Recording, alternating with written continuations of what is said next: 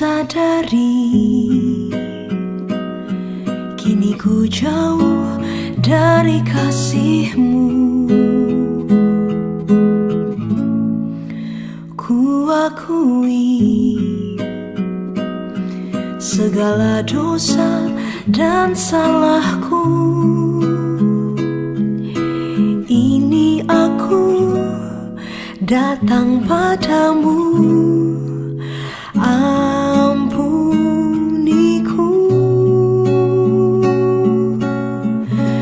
dan Kau angkatku. Lupakan dosaku, Kau jadikanku sahabat karib-Mu.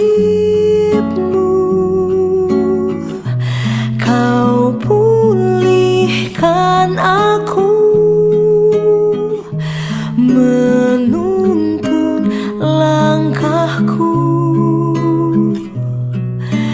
Kau jadikanku kekasih yang sangat berharga bagimu.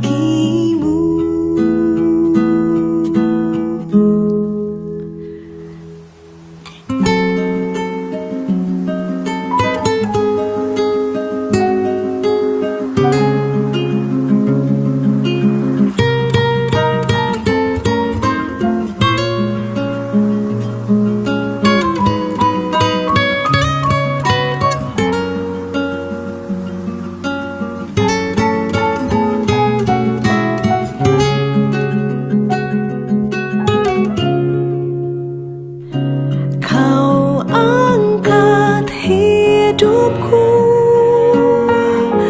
lupakan dosaku.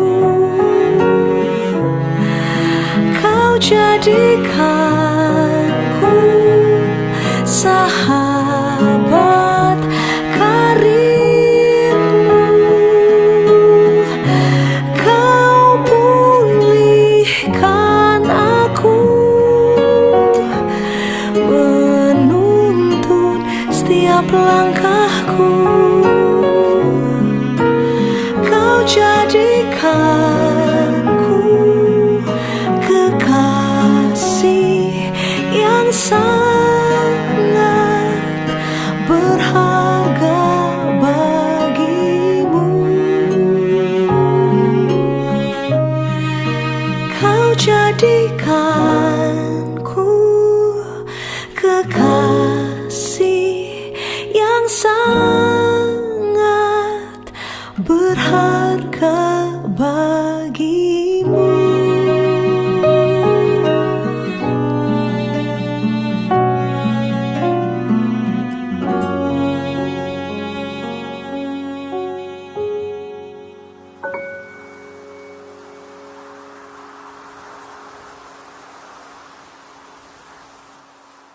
Thank you.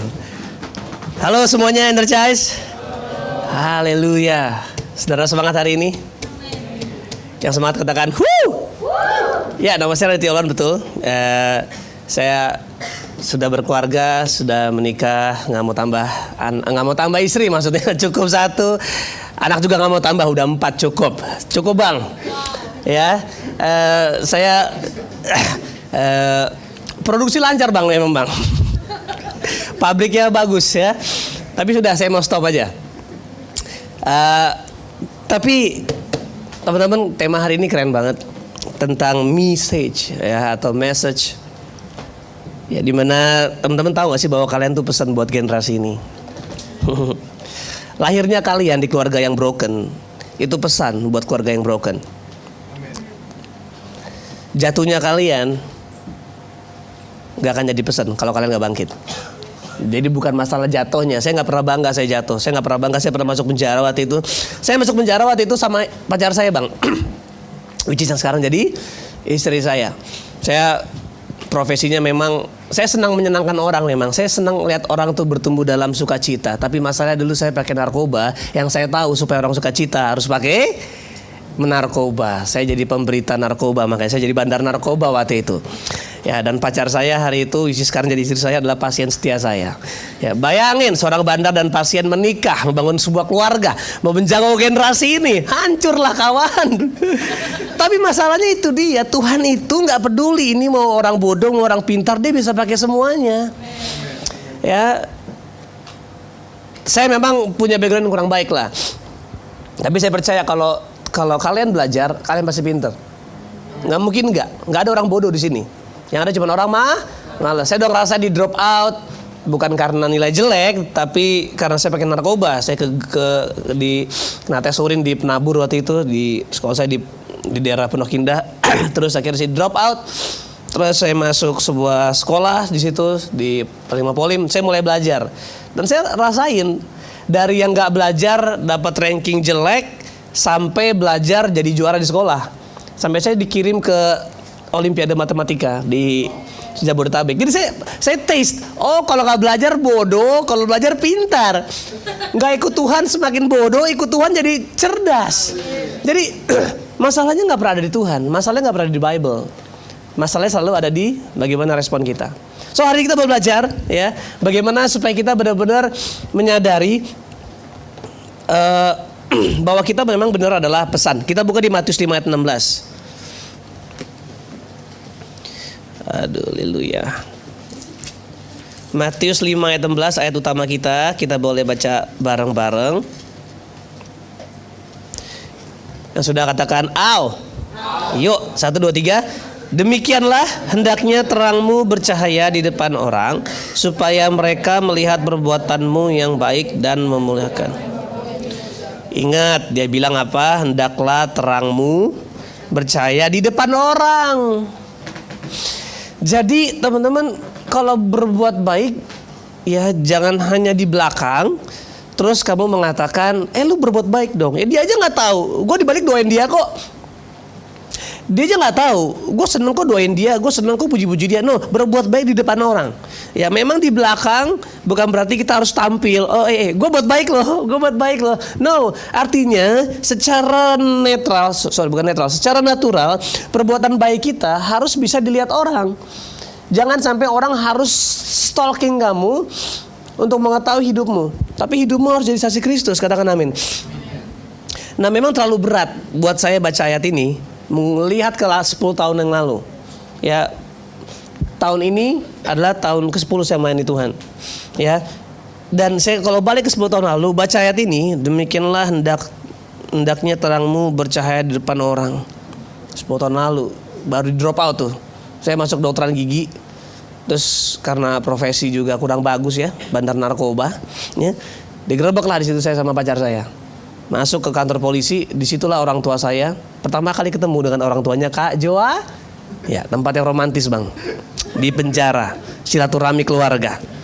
Pertama kali saya bertemu dengan orang tuanya calon istri saya. Buat saya baca, hendaklah terangmu bercahaya. Apalagi Tuhan bilang, kamulah terang dunia. Lah, terang dunia. Terang buat keluarga aja kagak bisa, mau ngomong terang buat dunia. Tahu nggak bahwa apa yang kalian tahu tentang kalian itu jauh berbeda dengan apa yang Tuhan tahu tentang kalian. Ya, apa yang saya tahu tentang saya adalah sebuah keburukan. Tapi Tuhan nggak pernah melihat saya buruk. Tuhan nggak pernah melihat saya sejelek apa yang saya lakukan. Karena identitas teman-teman tidak ditentukan dari apa yang kalian lakukan. Mau di drop out dari sekolah, kamu bukan sebuah kegagalan. Mau lahir dari keluarga yang gak pernah sayang sama kamu tetap adalah anak yang dikasih Tuhan. So apapun keadaan kamu hari ini, itu cuman alat untuk menyatakan janji Tuhan yang ada di sini. Makanya perlu berdiam dalam komunitas, perlu ada mentor, perlu membaca firman Tuhan supaya kita tahu. Saya udah merasakan bodohnya gak belajar dan merasakan ketika belajar jadi pintar. Saya udah ngerasain gak percaya sama Bible sama percaya sama Bible. It's so simple. Tuhan udah bilang kalau semua orang bilang kalau mau ranking belajar. Nah Tuhan cuma bilang percaya sama aku, kamu akan berhasil. Gak repot-repot, percaya sama dia. Renungkan 1 ayat sehari aja kalau malas. Yang penting nggak usah deh. 1 ayat sebulan nggak apa-apa. Ulang-ulang terus sampai lu melakukan jadi firman itu. 1 ayat cukup mengubahkan dunia. Cukup, karena begitu besar kasih Allah akan dunia ini sehingga barang siapa percaya. Cukup 1 ayat, renungin sebulan kalau malas banget. Selama direnungkan, dihidupi, dan dilakukan. That one verses will change your life. Kalau kita mundur yuk. Kita mundur ke Yesaya. Ke Yesaya yang ke 60 ayat 1 sampai 5. Yesaya 60, jadi Nabi Yesaya mendapatkan penglihatan bahwa nanti di sekitar, aku lupa deh, ini 600 tahun mungkin sebelum Yesus lahir. Yesaya bernubuat, dia bernubuat seperti ini.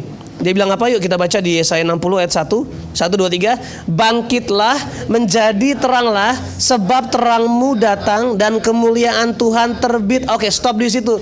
Jadi dia bernubuat, dia melihat di masa depan bahwa nanti ada angkatan yang bangkit, yang menjadi terang. Bukan karena usahanya, tapi karena ada satu pribadi yang melakukan sesuatu untuk generasi itu. Bangkitlah. Yang diperlukan cuman bangkit menjadi teranglah, sebab ada sebabnya, karena terangnya udah datang. Jadi nggak perlu bangkit, usahalah supaya jadi terang. Kagak. Bangkit dan menjadilah sesuai dengan apa yang harusnya kamu jadi, karena terang itu datang. Sama kayak jadilah anak Jokowi karena memang kamu anak Jokowi. Si Kaisang nggak usah usaha jadi anak Jokowi. Ngapain usaha? Bahkan nggak usah ngapa-ngapain. Statusnya sudah jadi anak Jokowi. Tapi ada kata bangkit, berdiri, angkat kepalamu, jangan nunduk. Dia bilang bangkitlah, menjadi teranglah, sebab terangmu datang dan kemuliaan Tuhan terbit atasmu. Wow, tahu nggak Alkitab bilang gini? Semua manusia, Roma 3:23, semua manusia telah berdosa dan telah kehilangan kemuliaan Allah. Dosa dampaknya kehilangan kemuliaan Allah. Apa itu kehilangan kemuliaan Allah? Nunduk. I'm not good enough. Saya orang kecil. Saya orang gak berguna. Saya gak bisa apa-apa. Saya gak dikasihi. Saya gak dicintai. Itu akibat dari dosa. Orang gak punya kepercayaan diri, hidup sebagai anak-anak Kristus. Men, kalau hari ini tiba-tiba ada orang dari pemerintahan noleh kamu, maaf ya, ternyata bapakmu sama ibumu bukan yang ini. Ternyata bapak ibumu adalah siapa mungkin? Jokowi. Ya katakanlah, aduh tapi aku maunya papa mamaku. Tapi lu bangga-bangga dikit, gue anak Jokowi lah ternyata lo. Ya kan, langsung gak mau lagi duduk gereja di depan, di belakang, langsung duduk paling depan. Ya gak? Kalau bisa jadi WL langsung. Gue bang, boleh WL gak bang? Ya kan, kenapa? Ketika kamu mengetahui statusmu, ada sesuatu yang berubah dalam sikapmu.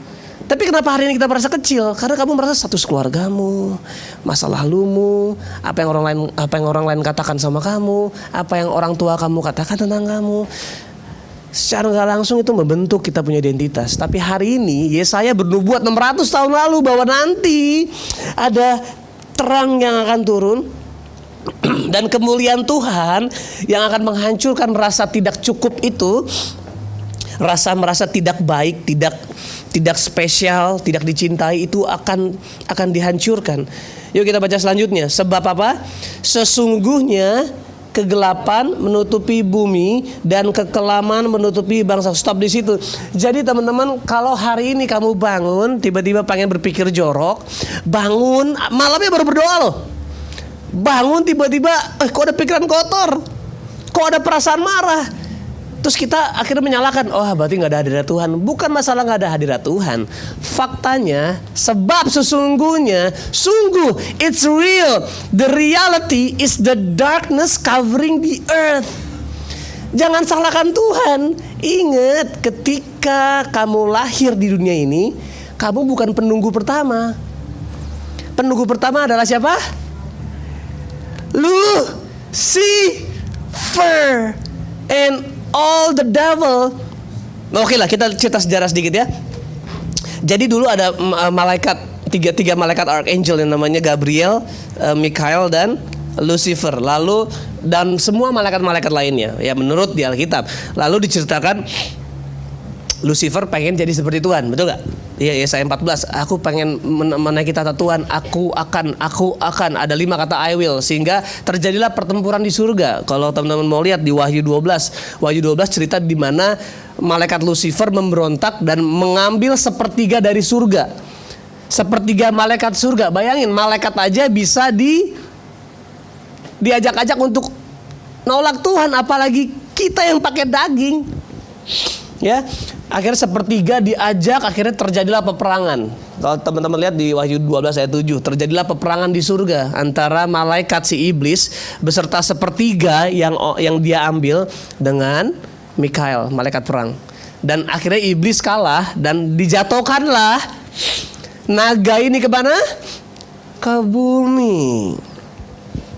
Tiba-tiba terdengarlah suara dari surga bahwa telah diciptakan manusia yang serupa segambar dengan siapa?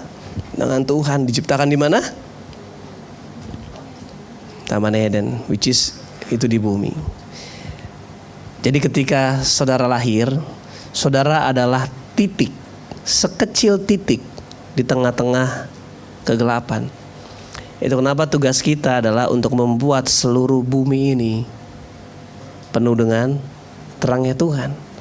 So kegelapan adalah default settingnya bumi. Itu kenapa kalau banyak kejahatan bukan karena nggak ada Tuhan, karena memang ada gelap di sini dan orang nggak mau datang ke Tuhan. Ada orang tanya gini, mungkin teman-teman udah dengar ceritanya tentang salon barbershop. Ada orang lagi potong rambut kan, terus lagi potong rambut, orang tanya, menurut gua sih Tuhan nggak ada. Hah? Loh, kenapa Tuhan nggak ada? Ya buktinya kejahatan banyak. Kenapa gereja bertumbuh tapi kekerasan semakin banyak? Kenapa jumlah denominasi gereja bertambah ratusan ya setiap tahun, tapi dunia semakin hancur? Terus menurut saya Tuhan gak ada. Akhirnya dia diam, dia keluar, dia panggil ada pengemis di depan, diajak. Menurut kamu ada nggak tukang potong rambut? Ada. Lah buktinya ini masih ada orang gondrong. Ya dia kan nggak masuk ke salon. Itu dia. Kenapa orang jahat tetap ada? Karena dia tidak datang ke Tuhan, bukan karena Tuhan nggak ada. Orang gondrong masih banyak seperti saya, ya. Bukan karena barbershop nggak ada, karena saya nggak potong rambut aja. Alkitab bilang bahwa gelap. Dia bilang apa? Sesungguhnya kegelapan menutupi bumi dan kekelaman menutupi bangsa-bangsa. Jadi teman-teman, apapun yang terjadi di hidup kita, iblis selalu berusaha untuk menekan. Tapi ayat ini yang harus kita katakan. Yuk, kita ulang deh. Sebab sesungguhnya kegelapan menutupi bumi dan kekelaman menutupi bangsa-bangsa. Yang kencang. Tapi terang Tuhan terbit atasmu dan kemuliaannya menjadi nyata atasmu. Yes, kamu punya masalah. Yes, kamu dibully di sekolah. Yes, mungkin semester lalu kamu jelek. Yes, kamu mungkin gak dipandang di keluarga. Harus ada kata tetapi.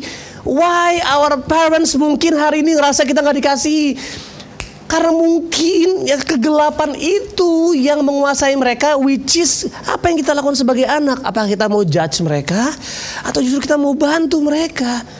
Karena banyak sekali orang tua yang gak mengasihi anaknya karena memang itulah yang mereka tahu. Karena bagaimana mereka diajarkan oleh orang tuanya oleh orang tuanya. Pertanyaannya, apa kalian mau meneruskan dengan kecewa sama orang tua kalian dan anak kalian nanti kalian gituin juga? Karena apa yang kalian kecewakan akan membuat kalian menjadi seperti apa yang kalian kecewakan.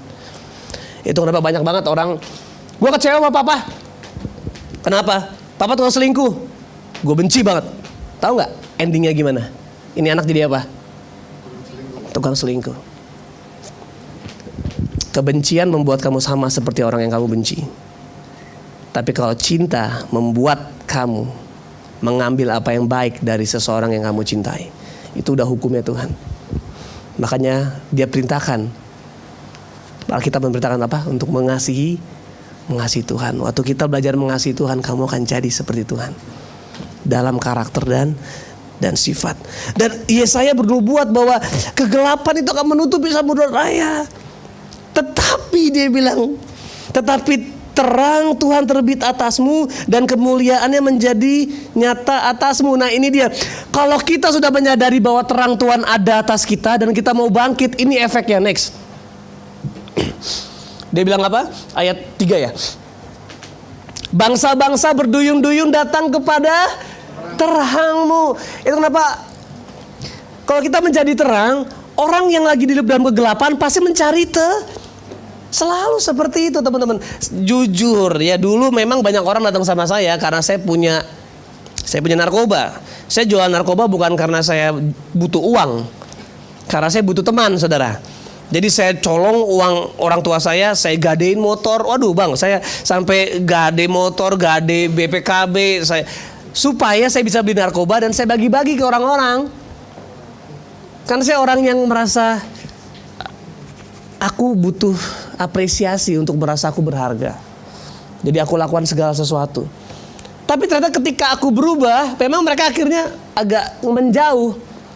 Tapi kalau lihat hidup saya hari ini, seperti kayak orang tuh berduyun-duyun. Apa yang saya punya? Cuman saya punya Tuhan. Apa lulusan SMA?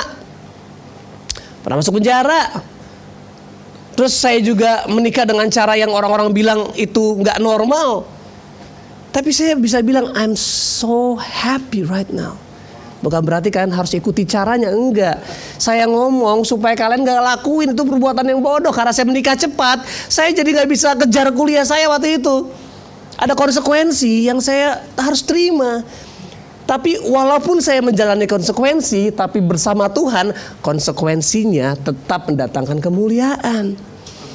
Jadi gak perlu jatuh dalam free sex dulu buat ketemu Tuhan. Enggak, lu di free sex pasti ketemu iblis duluan ya. Pasti. Masalahnya ada orang yang bisa bangkit ketemu Tuhan, ada orang yang akhirnya mati. Ada orang waktu itu pernah orang dia mau dibawa ke rehab, terus di kereta api bersama dengan orang tuanya, hilang dia. Ditelepon ke rumah damai di Semarang. Pak Mulyadi, bagaimana ya ini anak saya kok hilang? Oh biasa itu, sebelum berangkat ke rehab biasanya dia mau pakai yang terakhir. Udah tungguin aja.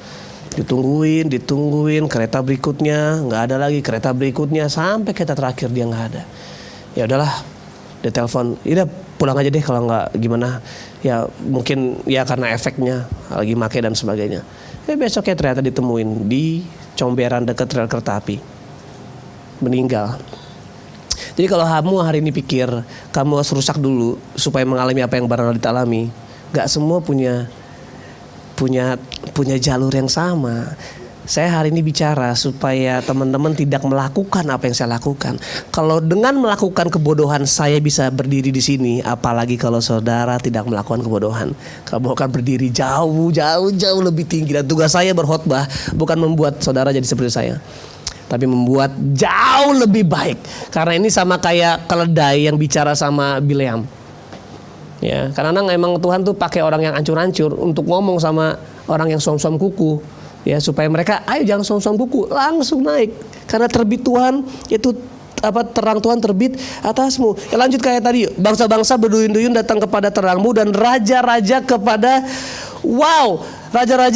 cahaya yang terbit bagimu. Itu kenapa kita bilang di akhir zaman nanti kekayaan orang fasik akan pindah kepada orang benar. Kenapa? Tugas kita bukan cari uang, cari kehendak Tuhan, hidup dalam Tuhan. Saya pikir ketika akhirnya saya bertobat, saya bertemu kuasa Tuhan, saya bilang Tuhan gila sih ini, kacau sih Tuhan kuasamu Tuhan. Udahlah gue mau melayani Tuhan, bisnis gue tinggalin, semua gue tinggalin. Walaupun awal-awal saya melayani masih jadi DJ, dan saya pas saya bertobat masih jadi DJ. Saya bikin KKR di klub-klub terbaik di Jakarta. Saya bikin klub di X2, saya bikin KKR di X2, KKR di Equinox, habis itu di Imigran, habis itu di Hard Rock. Dibilang lah saya gereja sesat habis itu. Ya, tapi efeknya anak-anak banyak banget bertobat. It's so crazy. Tapi yang saya lihat ternyata Tuhan pakai masa lalu saya, kelemahan saya untuk menjadi kekuatan. Tapi nanti saya akan bahas itu terakhir. Dia bilang bangsa-bangsa berduyun-duyun datang kepada terangmu dan raja-raja kepada cahaya terbit bagimu. Itu Alkitab bilang orang yang bodoh akan dipakai Tuhan untuk mempermalukan orang yang berhikmat, orang yang merasa pintar, orang yang besar, orang yang kuat. Dia akan datang berduyun-duyun, datang kepada kita yang dianggap orang bodoh, yang percaya hanya kepada sesuatu yang gak kelihatan. But by faith we believe. Dan ternyata justru iman itu yang bisa mengalahkan dunia. Lanjut. Dia bilang angkatlah mukamu. Yuk semua angkat muka coba. Angkat muka bukan sombong. Angkat muka itu artinya melihat Tuhan terus. Sehingga kita menghasilkan sebuah confidence, kepercayaan diri. Amin. Angkatlah mukamu dan lihatlah sekeliling. Mereka semua datang berhimpun kepadamu. Anak-anakmu laki-laki datang dari jauh. Anak-anakmu perempuan digendong. Pada waktu itu engkau akan heran. Katakan heran. Melihat dan berseri-seri. Engkau akan tercengang. Katakan tercengang. Dan akan berbesar hati sebab kelimpahan dari seberang laut akan beralih kepadamu dan kekayaan bangsa-bangsa akan datang kepadamu. Saya bukan orang yang sering berkhotbahkan tentang kamu ayo bertobat supaya kekayaan datang. Aku gak pernah memfokuskan kepada itu. Tetapi gak bisa dipungkiri efeknya itu datang. Crazy guys. Itu kenapa aku usia 33 tahun memutuskan untuk terus melayani Tuhan. Padahal punya anak 4. Anak 1 aja orang bilang susah sekolahnya, susah kuliahnya. Makanya saya nunggak apartemen, nunggak uang sekolah. Betul. Saya hamba Tuhan, saya tidak cari uang. Tapi nyatanya Tuhan yang cukupin semuanya. Crazy. Gila banget teman-teman. Bayangin saya itu saya baru merintis muda 1,5 tahun lalu. Ya. Dan saya di situ sebagai gembala senior. Lalu kita nggak ada uang. Terus kalau gereja merintis, saya harus berkorban. Dengan punya waktu itu 3 anak, istri lagi hamil. Kak Jona nggak syuting kalau lagi hamil ya kan? Nggak ada uang sama sekali. Uang sekolah sudah nunggak 7 bulan, apartemen sudah nunggak sekitar 6-8 bulan. Tapi apakah saya mengatakan saya orang miskin? Tidak, Bapak saya Tuhan ciptain Ahok. Kalau hari ini kamu bangga sama Ahok, tahu siapa yang ciptain? Tuhan. Tuhan yang ciptain Ahok, itu Bapak kamu. Jadi saya gak akan mengatakan keadaan saya miskin hanya karena saya gak punya uang. Saya hanya mengatakan saya anak Tuhan, anak raja yang kaya, yang uangnya belum masuk ke ATM saya, gitu aja. Iyalah. Akhirnya saya harus bilang sama istri saya, sebagai hamba Tuhan, kita harus hadapi masalah. Ya, akhirnya datang saya ke sekolah. Dan saya harus bilang bahwa mohon maaf karena saya akan tidak mampu bayar secara logik ya sampai 10 bulan ke depan. Jadi dari udah telat 7 bulan ditambah ya hitung aja sendiri. Karena saya ceritakan saya baru rintis gereja, istri saya hamil, saya nggak mungkin secara kalkulasi planning nggak mungkin ada uang masuk. Ya, tapi mungkin aja ada uang masuk tengah-tengah. Tapi intinya saya mau bilang kemungkinan besar saya nggak bisa bayar. Tahu nggak, kepala sekolahnya nangis. Ini sekolah internasional yang tidak murah. Saya kenapa sekolah di situ bukan karena saya mampu, tapi karena iman istri saya. Ya, dia bilang, Dit, kalau anak Tuhan harus sekolah yang terbaik. Iya, yang bayar siapa? Aku bilang. Tenang aja Dit, aku nih banyak belajar. Baca Alkitab banyakkan saya, tapi imannya banyak, lebih efektif istri saya, ya kan? Makanya bukan masalah baca banyak, melakukan banyak dan percaya banyak. Akhirnya saya bilang, yaudah Miss, saya minta maaf, saya ceritakan. Ini kepala sekolah nangis. Saya pikir dia nangis, saya nggak mau dia nangis karena kasihan sekali hamba Tuhan ini miskin sekali. Aduh, pantesan kawin sama artis biar kaya kali ya. Saya nggak mau dikasihanin. Bukan itu tujuan saya. Tujuan saya bertanggung jawab. Apa solusinya? Apakah saya harus keluar? Apakah saya bisa dapat kemurahan dengan di save tunggakannya dan saya nyicil? Enggak, dia nangis karena dia bilang gini, Dit, kamu tahu nggak? Banyak orang-orang anak-anak yang dikeluarkan dari sekolah ini hanya karena bapaknya bilang pindah rumah. Padahal setelah saya cek nggak pindah rumah, tapi bangkrut. Tapi tidak punya cukup kerendahan hati untuk bilang saya tidak mampu bayar. Dan kenapa saya nangis? Karena beberapa bulan lalu saya lagi berdoa dengan suami saya, which is di kepala sekolahnya. Tuhan bicara di dalam doa saya mengenai kamu, Dit. Wow. Come on. Apa Miss? Ya dia bilang gini bahwa Tuhan mau kami investasi buat keluarga kamu. So cool dong sama Tuhan harus. Kalau udah telan udah. Sampai kentut dikit. Maksudnya gimana Miss? Iya, itu kenapa kami takut ngomong sama kamu karena kamu takut kamu tersinggung. Wow, akhirnya ya gimana Miss? Ya, jadi gini Dit, anak saya yang pertama Zuriel udah nggak usah bayar uang sekolah bulanan. Nggak usah bayar. Uang tahunan cukup bayar 50%. Wah, hampir pipis di celana saya, betul-betul. Karena uang sekolahnya mahal, ya. Lalu yang kedua, Zeraya nggak usah bayar uang sekolah. Hanya bayar uang tahunan 50%. Kalau anak ketiga masuk, which is masuk sekolah sekitar 27 juta. Waktu Zuriel loh, masuk TK 27 juta. Apalagi sekarang si Zoe, 5 tahun kemudian. Uang pangkalnya nggak usah bayar. Hampir pop di celana itu. Udah bukan pipis lagi. Uang pangkal nggak bayar gitu loh. Uang sekolah juga bulanan nggak usah bayar. Uang tahunan cuma bayar 50%. Sama kalau nanti anak keempat lahir, keadaan yang sama. Saya colek istri saya, yuk satu anak lagi mau nggak? Tempeleng, kamu enak ngurus susah. Iya. Jadi teman-teman tahu nggak? Dan itu sampai SMA saya nggak bayar. Kamu bisa bayangin, dompet saya mungkin lagi nggak ada uang, tapi sebenarnya saya bisa bayar anak saya sekolah 4-4-nya sampai dia SMA International School. Saya orang miskin, saya orang kaya yang nggak pegang uang cash aja.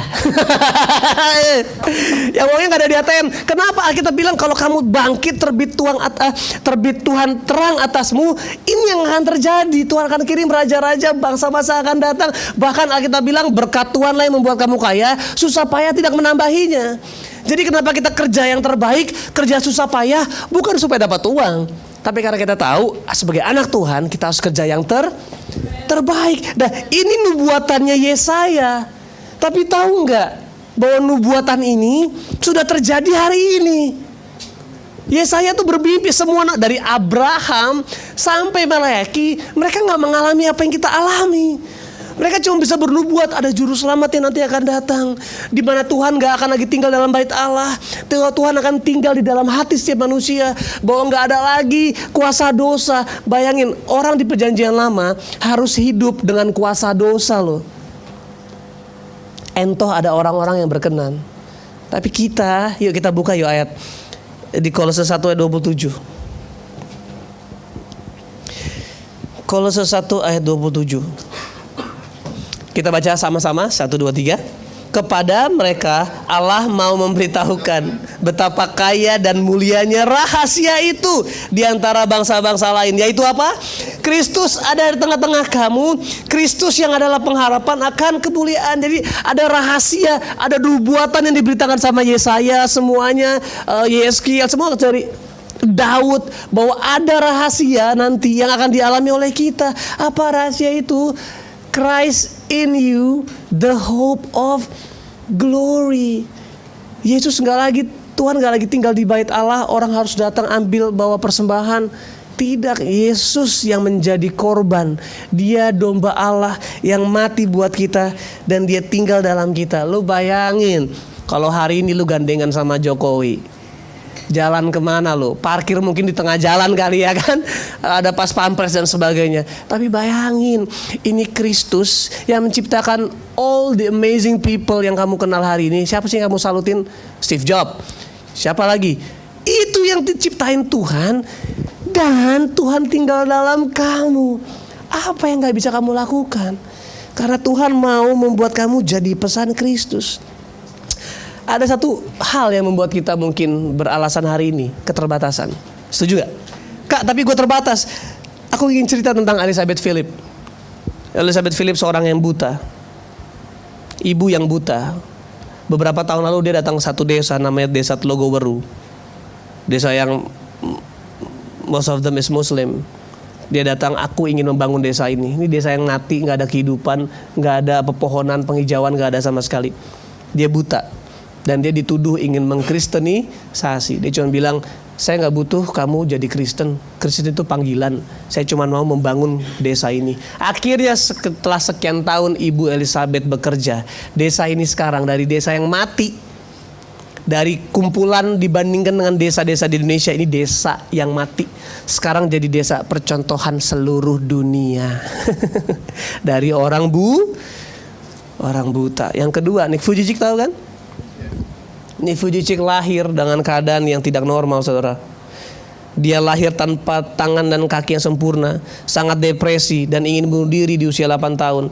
Tapi dia sekarang mendapat 2 gelar sarjana dalam bidang akuntansi dan perencanaan keuangan, menjadi salah satu orang paling menginspirasi seluruh dunia. Dan dia bilang gini, God's love is so real.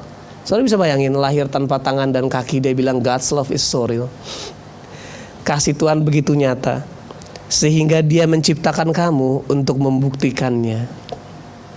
Yang terakhir, Helen Keller. Ada yang tahu nggak Helen Keller? Helen Keller lahir normal, namun usia 19 bulan kena penyakit hingga buta dan tuli. Tapi tahu nggak, ketika dia di usia 7 tahun, dia mendapatkan seorang guru yang namanya Anna, yang dengan tekun mengajar dengan sabar. Ya, dimulai dari 30 kata per hari. Bayangin, buta tuli. Kalau orang buta dan tuli udah pasti punya masalah tapi dia berlatih dengan keadaannya buta tuh. Aduh, bayangin buta tuli itu mendingan mati kali. Kamu hidup gak lihat apa-apa, gak dengar apa-apa.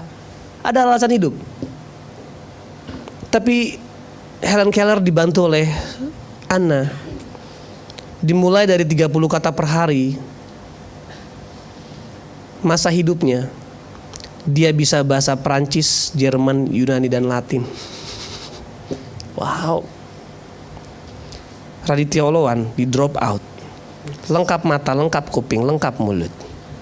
Ini gak punya mata, gak punya fungsi mata, gak punya fungsi kuping, gak punya fungsi mulut yang baik tadinya. Bisa 4 bahasa, saudara. Dan Helen Keller menulis total 12 buku yang diterbitkan dan beberapa artikel. Bahkan gak itu aja, pada usia 20 tahun ia kuliah di Radcliffe College. Hanya 4 tahun Helen lulus dengan predikat apa? Cum laude. Dan dia adalah orang tunarungu dan tunanetra pertama yang lulus dari universitas. So saya mau bilang kayak gini teman-teman, betul kamu terbatas. Tapi boleh gak kita lihat ayat terakhir yuk? 2 Korintus 12 ayat 9.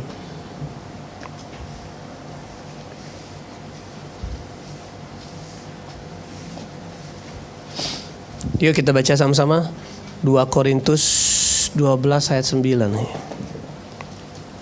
Coba ya. Iya. Yuk kita baca 1, 2, 3. Tetapi jawab Tuhan kepadaku, cukuplah kasih karuniaku bagimu, sebab justru dalam kelemahanlah kuasaku menjadi sempurna. Sebab itu terlebih suka aku bermegah atas kelemahanku, supaya kuasa Kristus menaungi aku. Kenapa kamu terbatas hari ini? Supaya batas kekuatanmu itu diisi oleh kekuasaan Tuhan. Itu kenapa Tuhan, dampak kamu yang terbesar adalah kelemahan kamu. Masa lalu kamu, kejatuhan kamu, keterbatasan kamu adalah alat Tuhan yang akan Tuhan pakai untuk mendatangkan kuasa Tuhan. Apapun yang kamu punya, broken parents, broken heart, broken financial, broken dreams, kalau kamu datang sama Tuhan hari ini dengan kerendahan hati, Tuhan bisa lakukan perkara besar. Bahkan Yeremia 1 ayat 5 dia bilang ini, sejak di dalam kandungan ibumu kamu sudah ditetapkan menjadi nabi bagi bangsa-bangsa. Dan Alkitab juga bilang Tuhan tidak pernah menyatakan firman-Nya tanpa melalui perantaraan siapa? Nabinya. Intinya apa? Tuhan, kamu tidak bisa bekerja tanpa Tuhan. Tapi Tuhan juga tidak mau bekerja tanpa kita. So it's a privilege, guys. So aku mau bilang apapun yang kamu alami hari ini, Iblis sedang berusaha memutarbalikkan pesan melalui kejadian-kejadian di hidupmu. Kamu diputusin, yang pacaran mungkin, Dibilang memang kamu gak layak dicintai. Yang mungkin nembak ditolak. Ya, iblis berusaha kasih pesan, memang kamu layak ditolak. Mungkin yang menikah gagal, memang dibilang, memang kamu nggak bisa hidup beranak cucu. Yang gagal masuk sekolah, memang kamu bukan orang pintar. Iblis berusaha mendistorsi pesan yang utuh, yang asli yang Tuhan kasih. Bahwa apa? Bahwa kamu diciptakan serupa segambar dengan Tuhan. Sejak dalam kandungan ibumu, kamu telah ditetapkan. Bayangin loh, bayi bisa apa sih? Belum bisa apa-apa. Tapi kenapa Tuhan berani banget nge-stempel bahwa ini ciptaanku, aku tetapkan jadi nabi bagi bangsa-bangsa. Ada kan barang rijekan ya? Murah kan, banyak rijekan. Ya, Nike rijekan. Harganya 2 juta jadi cuman 19.000. Siapa yang sering beli? Ya, ada tuh Iniesta shoe tuh. Tapi kalau Tuhan, dia stempel kalian original. Kalian barang yang mahal, kalian produk yang mahal. Kalian bukan produk yang gampang rusak. Produk asli itu gak gampang rusak. Bahkan ada garansinya. Kalaupun rusak, datang ke pabrik, datang ke store, bisa dipulihkan secara total. Dan hidup dalam Tuhan adalah hidup pembawa pesan. Karena kamu adalah terang dunia. Mari kita berdoa. Bapak, terima kasih buat hari ini. Bapakku benar-benar berdoa untuk saudara-saudaraku di tempat ini, Tuhan. Biar mereka menemukan kehendak-Mu, mereka menemukan kasih-Mu di dalam Kristus. Apapun yang mereka alami hari ini, aku percaya semua hanya adalah proses untuk membuat mereka menemukan diri mereka. Semua cuman proses untuk mereka menemukan Tuhan di dalam diri mereka.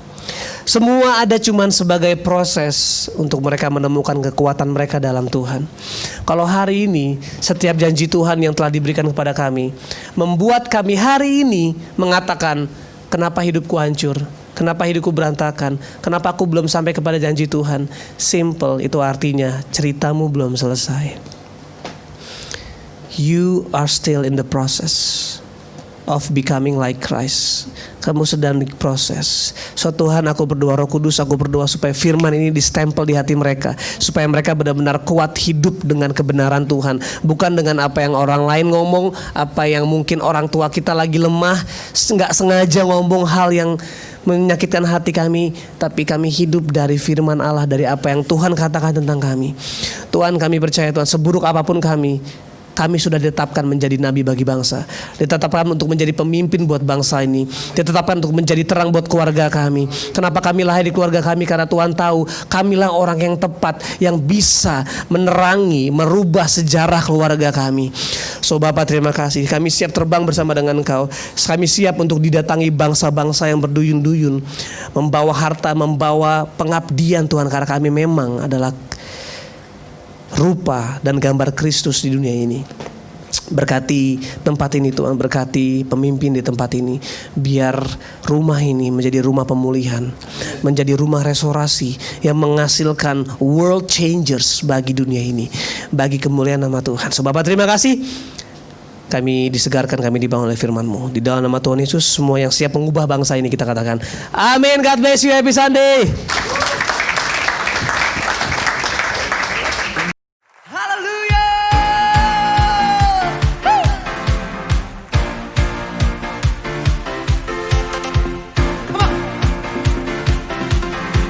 Sama-sama melompat buat Allah kita, come on!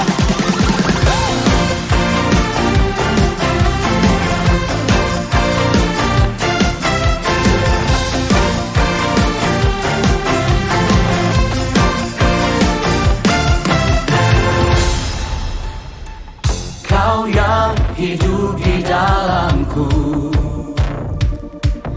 menjadikanku lebih dari pemenang. Seluruh bumi tinggikan namamu, menyatakan kebesaran dan keagunganmu. Yesus, Tuhanku pemenang, Raja segala raja, perbuatanmu ajaib dan perkasa. Kaulah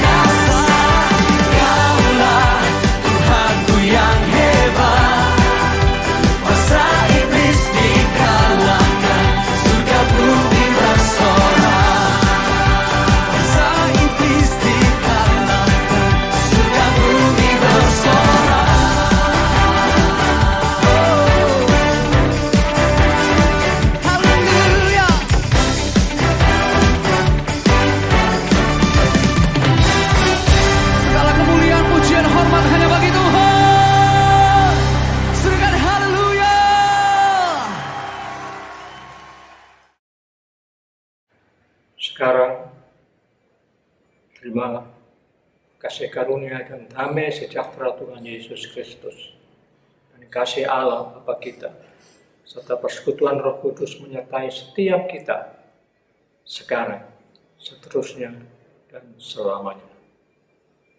Amin. Saudara telah mengikuti ibadah online GBI Alpha Omega. Saudara yang diberkati melalui tayangan ibadah online diberi kesempatan untuk memberi persembahan. Bagi jemaat yang rindu menabur pekerjaan Tuhan di GBI Alpha Omega, dapat memberikan persembahan dan persepuluhan secara online melalui rekening BCA 014-323-7777 atas nama PT Graha Alpha Omega. Sertakan keterangan untuk persembahan atau perpuluhan. Mari memberi dengan penuh sukacita dan ucapan syukur. Untuk mendapatkan informasi terupdate mengenai ibadah online dan informasi lain seputar gereja, Anda dapat mengaksesnya melalui website GBI Alpha Omega. Jesus Christ bless you. Kaulah nafas hidupku.